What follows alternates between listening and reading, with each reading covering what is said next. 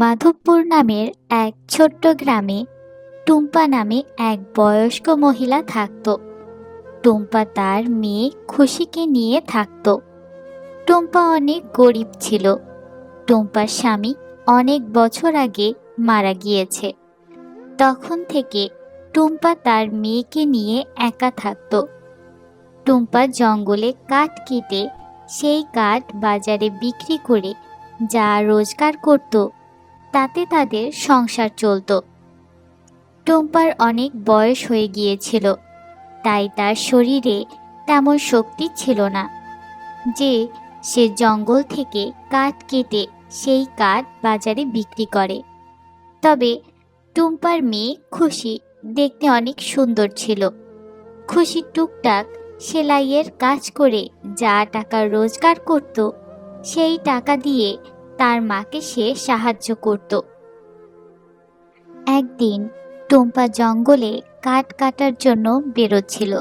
তখন খুশি তার মাকে বলতে থাকে, মা, আমি কতবার তোমাকে বলেছি যে তোমার শরীরের অবস্থা তেমন ভালো না।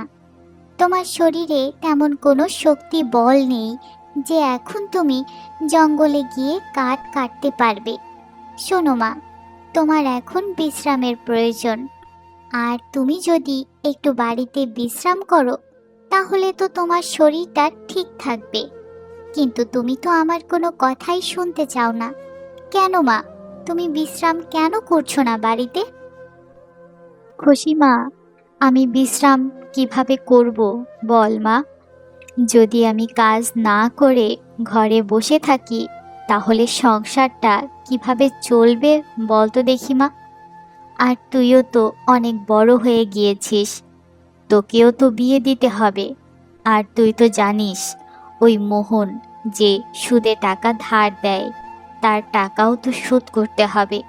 তুই জানিস না মা, আমি সব সময় ভয়ে ভয়ে থাকি যাতে ওই মোহন সুদখোর টাকা না চাইতে আসে।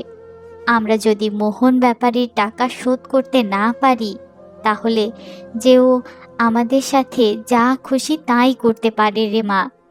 আমরা দুটো মানুষ, আমরা একা ঘরে থাকি, আবার দুটো মেয়ে। আমরা যে ওর সাথে পেরে উঠতে পারবো না রে মা। আর এমনিতে মোহন অনেক খারাপ একটা লোক। মা, তুমিও তো চিন্তা করো না তো। আল্লাহ অবশ্যই কোনো না কোনো রাস্তা আমাদের বের করে দেবে। আর এমনিতেই আমি তো টুকটাক সেলাইয়ের কাজ করি।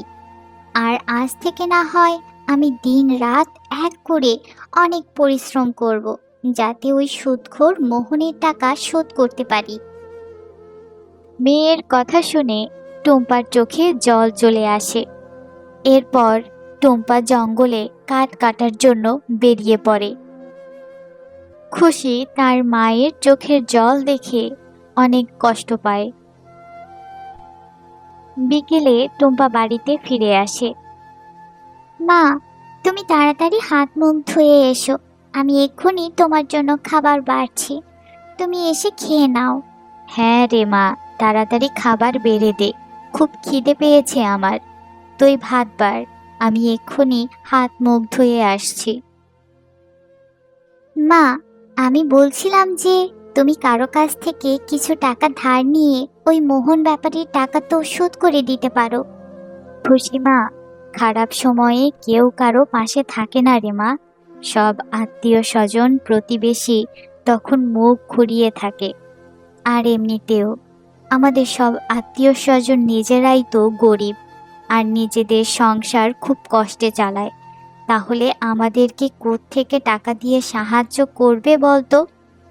কিন্তু মা, আমাদের যে কোনো উপায়ে ওই সুদখোরের টাকাটা জোগাড় করতে হবে।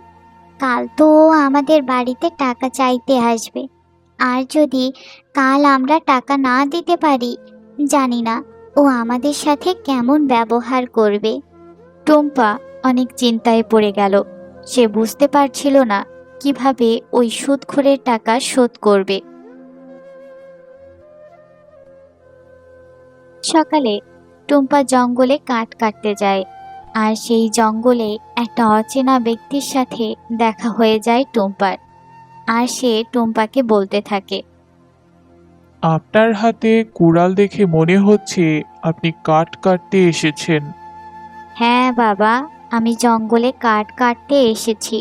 তোমাকে কি কোনো সাহায্য করে দিতে পারি? না, আমার কোনো সাহায্যের দরকার নেই। এবার আপনাকে শাস্তির হাত থেকে কেউ বাঁচাতে পারবে না। আবার এমনও হতে পারে রাজামশাই সারা জীবনের জন্য আপনাকে কারাগারে বন্দি করে রাখবে। এটা তুমি কি বলছো বাবা? আমি তো এমন কোনো কাজ করিনি যার জন্য রাজামশাই আমাকে এত কঠোর শাস্তি দেবে। কি, আপনি জানেন না রাজামশাই এই জঙ্গলের কাঠ কাটতে নিষেধ করেছে? আর যদি কেউ জঙ্গলে কাঠ কাটতে আসে আর সে যদি ধরা পড়ে যায়, তাহলে রাজামশাই তাকে কঠোর থেকে কঠোরতম শাস্তি দেবে।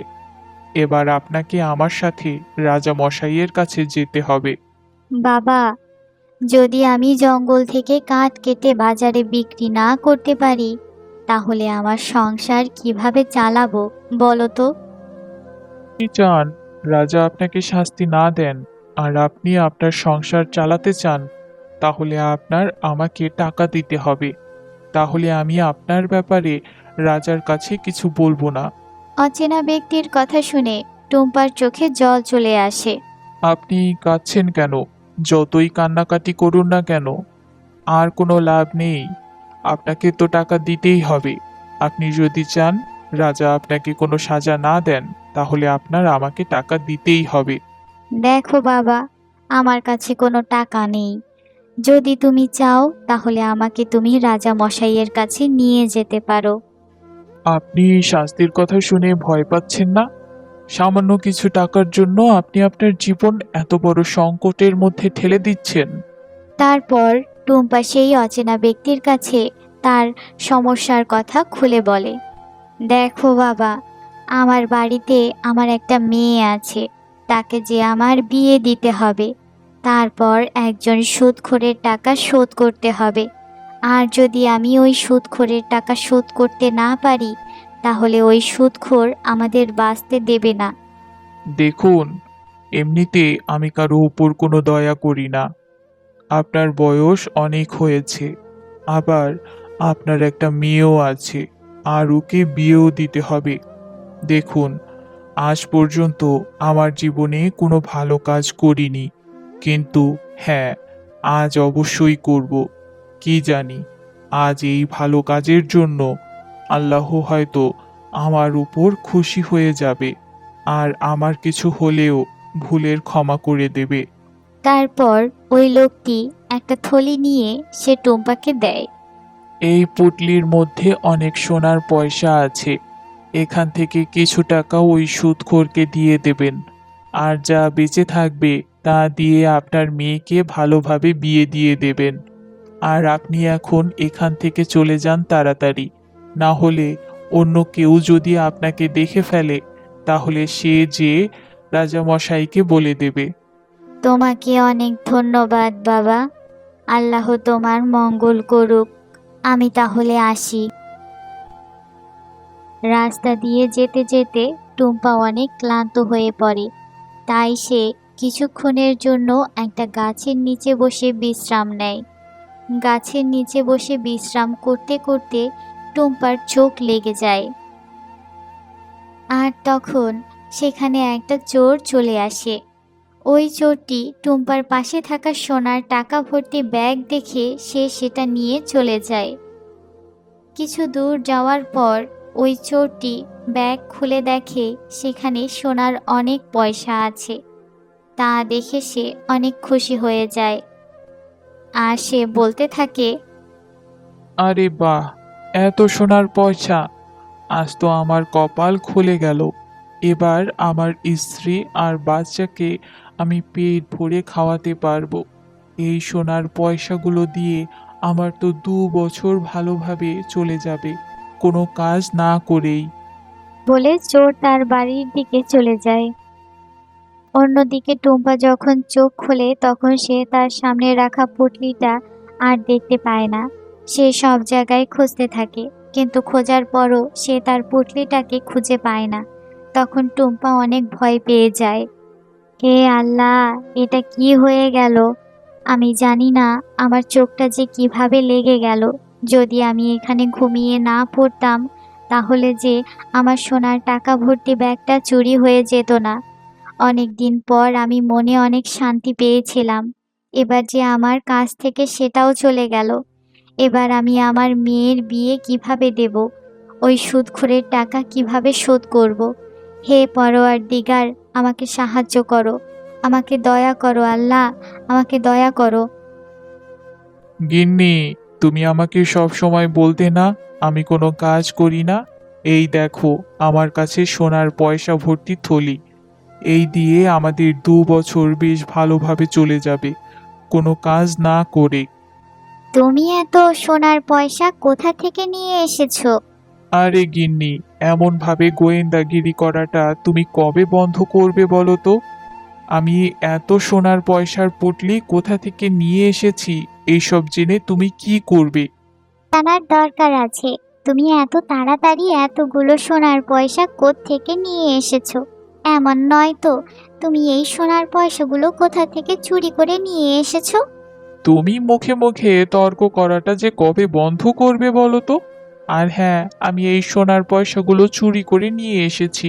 একটা বুড়ি একটা গাছের নিচে বসে ঘুমিয়ে পড়েছিল, আর ওর কাছে এই পুঁটলি ছিল। সেখান থেকেই আমি এই সোনার পুঁটলিটা চুরি করে নিয়ে এসেছি। কি, এখন তুমি চুরি করাও ধরেছো? তুমি কি অন্যকে কষ্ট দিয়ে নিজে খুশি থাকতে চাও? জানি না ওই বেচারি বুড়িমা এখন কেমন অবস্থার মধ্যে আছে। না জানি এই টাকাগুলো সে কোন কাজের জন্য রেখেছিল, আর তুমি ওই টাকাগুলো চুরি করে নিয়ে চলে এসেছো। আরে, ওই বুড়ি গরিব না, একটা ধনী বড় লোক মানুষ। এটা তুমি কেমন ভাবে জানলে যে উনি বড় লোক না গরিব লোক? সেটা কি তুমি জানো? ওনাকে কি তুমি চেনো নাকি? না, ওনাকে আমি চিনি না, কিন্তু উনি গরিব হতে পারে না, কারণ কোনো গরিব মানুষ এতগুলো সোনার পয়সার পুঁটলি নিয়ে এমন ভাবে গাছের নিচে ঘুমাবে না। দেখো, এই ব্যাপারে আমার কোনো মাথা ব্যথা নেই যে উনি বড় লোক না গরিব লোক, কিন্তু কারোর কষ্ট করা পয়সা আমরা নিতে চাই না। এই জন্য এই টাকাগুলো ওনাকে ফেরত দিয়ে আসতে হবে তোমাকে। আরে গিন্নি, এইসব তুমি কি কথা বলছো? এবার আমি ওই বুড়িকে কোথায় গিয়ে খুঁজবো? দেখো, ওনাকে এই সোনার টাকাগুলো তোমাকে ফেরত দিয়ে আসতেই হবে। আমি না খেয়ে থাকবো তবু ঠিক আছে, কিন্তু এই চুরি করা টাকা পয়সায় আমি আমার সংসার চালাতে পারবো না। তোমার ছেলে বউকে যদি খাওয়ানোই হয় তাহলে পরিশ্রম করে রোজগার করে খাওয়াও, এই চুরি করা টাকা পয়সায় খাবো না। ঠিক আছে, তোমার কথাই মেনে নিলাম। আমি গিয়ে ওই বুড়িকে এই টাকাগুলো ফিরিয়ে দিয়ে আসব। আমি কাল সকালে ঘর থেকে বেরিয়ে পড়ব ওই বুড়ি মাকে খোঁজার জন্য। এবার তুমি খুশি তো? অন্যদিকে টুম্পা দুঃখী মনে বাড়িতে ফিরে আসে। মা, তুমি এত দেরি করে কেন আসলে? আমি সেই কখন থেকে তোমার জন্য অপেক্ষা করছিলাম। তখন টুম্পা তার মেয়ের কোনো কথার জবাব না দিয়ে চুপচাপ থাকে। মা, তুমি চুপ করে কেন আছো? কিছু বলছো না কেন? আর আজ তোমাকে এত দুঃখী দুঃখী কেন লাগছে? কি হয়েছে তোমার? বলো না মা, বলো। তখন টুম্পা খুশিকে সব কথা খুলে বলতে থাকে। আর তখনই সেখানে সুদখোর মোহন টুম্পাদের বাসায় চলে আসে। আর মোহনকে দেখে টুম্পা অনেক ভয় পেয়ে যায়। টুম্পা কাকিমা, আপনি আমাকে আজ টাকা দেবেন বলেছিলেন। এবার তাড়াতাড়ি আমার টাকাগুলো দিয়ে দেন। আমি তোমার টাকা জোগাড় করেছিলাম, কিন্তু কেউ একজন আমার কাছ থেকে ওই টাকার পুঁটলিটা চুরি করে নিয়ে গেছে। এই বুড়ি, তুই আমাকে বোকা পেয়েছিস? তুই আমাকে মিথ্যে কথা বলবি, আর আমি তোর সব কথা বিশ্বাস করে নেব? তোর মতো এমন অনেকে আছে যারা আমাকে মিথ্যে কথা শুনিয়েছে। এবার তাড়াতাড়ি আমাকে টাকা দিয়ে দে, আমার সময় নষ্ট করিস না। আমি মিথ্যে কথা বলছি না। কেউ একজন আমার ওই সোনার পয়সা ভর্তি থলিটা চুরি করে নিয়ে চলে গেছে। আমার কথা একবার বিশ্বাস করো। আচ্ছা, তোর কাছে যদি টাকা নাই থাকে তাহলে সোনার পয়সা চুরি হলো কিভাবে শুনি? আমারও জানা দরকার। তুই এত বুড়ি হয়ে গেছিস, তাহলে এমন কি কাজ করিস? তখন টুম্পা মোহনের এই কথা শুনে চুপ করে থাকে। মোহনের কোনো কথার উত্তর দেয় না। এবার চুপ করে কেন আছিস বল? তোর কাছে ওই সোনার পয়সার থলি কোথা থেকে এসেছে? এই বয়সে এসে মিথ্যা কথা বলতে তোর একটুও লজ্জা করছে না? বুঝতে পারছি এভাবে তুই আমার কথা শুনবি না। তুই আমার সাথে এক্ষুনি রাজামশাইয়ের কাছে চল, তারপর তোর মজা দেখাচ্ছি। দুটো লোক রাস্তায় যখন দেখে সুদখোর টুম্পা এবং তার মেয়েকে রাজামশাইয়ের কাছে নিয়ে যাচ্ছে, তখন তারা নিজেদের মধ্যে কথা বলতে থাকে। দেখ ভাই, ওই সুদখোর বেচারি টুম্পা কাকি আর তার মেয়েকে নিয়ে রাজার কাছে যাচ্ছে। হ্যাঁ ভাই, সেটা তো দেখতেই পাচ্ছি। আল্লাহ একদিন ওই অমানুষ সুদখোরকে অবশ্যই শাস্তি দেবে। জানি না ওই রাজা এই বেচারি মা মেয়েকে কি শাস্তি দেবে। ঠিক বলেছিস রে। এই দুনিয়াতে অনেক ভালো মানুষ আছে যারা মারা যাচ্ছে, কিন্তু এই অমানুষ সুদখোরের মরণ হচ্ছে না কেন কে জানে।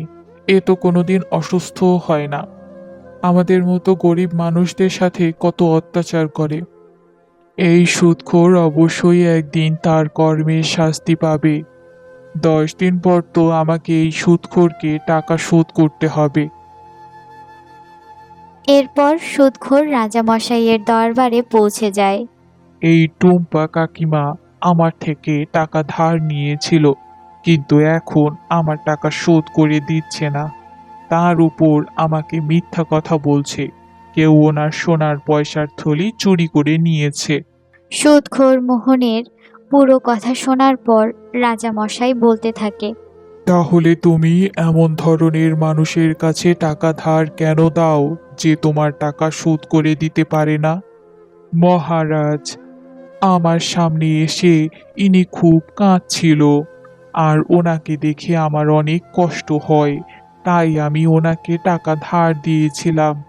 আর এমনিতে এমন ধরনের মানুষকে আমি টাকা ধার দেই না যে টাকা নেওয়ার পর শোধ করতে পারে না।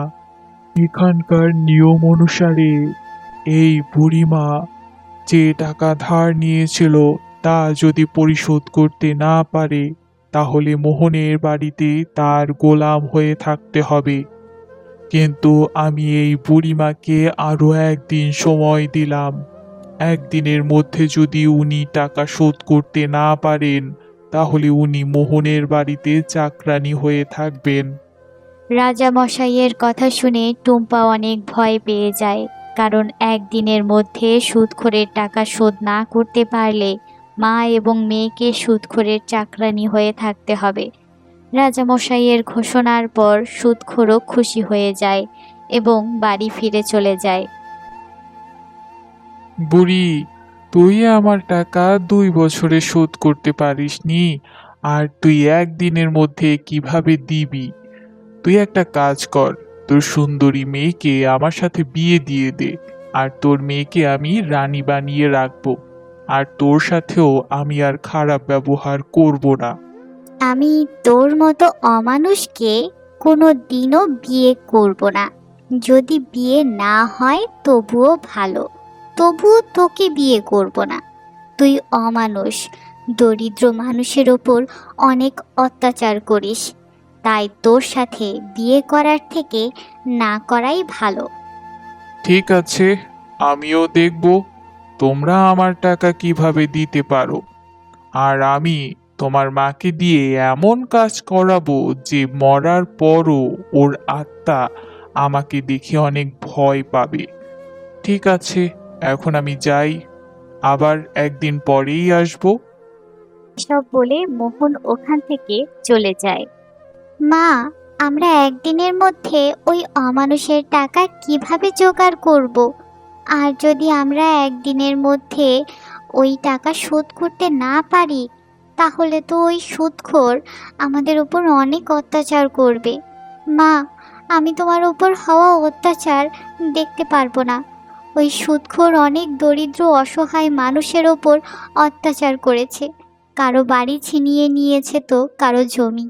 মা, যদি তুমি রাজি থাকো তাহলে আমি সুদখোরকে বিয়ে করে নেব, না হলে যে ও তোমার উপর অনেক অত্যাচার করবে। না খুশিমা, তুই ওই মোহনকে কোনো দিনও বিয়ে করিস না। যদি আমার কপালে ওর বাড়ির চাকরানি হওয়া লেখা থাকে, তাহলে ওর থেকে আমি কোনোদিনও পালাতে পারবো না। কিন্তু মা, ওই সুদখোর কারো ওপর দয়া করে না, সবার সাথে খারাপ ব্যবহার করে। আর তোমার যে বয়স হয়েছে, তোমার শরীরের অবস্থাও খুবই খারাপ, ও যে তোমার উপরও দয়া করবে না। আরে খুশিমা, তুই কোনো চিন্তা করিস না মা। আল্লাহ অবশ্যই কোনো না কোনো রাস্তা আমাদের বের করে দেবে, আর আমাদের এই দুঃখের দিন খুব তাড়াতাড়ি কেটে যাবে রে মা। এই সব বলে সে তার কুড়ালটা নিয়ে বাড়ি থেকে বেরিয়ে পড়ে।